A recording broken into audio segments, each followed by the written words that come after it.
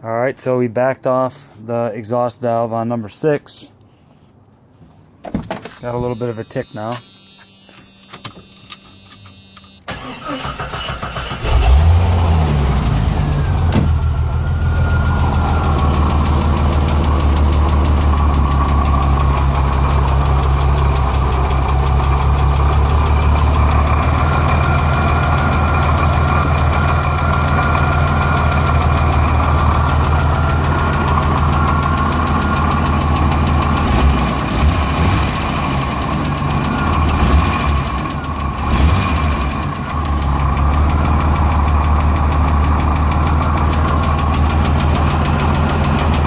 Taking off the number 6 injector just so you can see a difference, if any.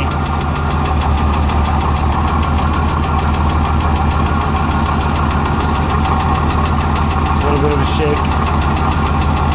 Back on.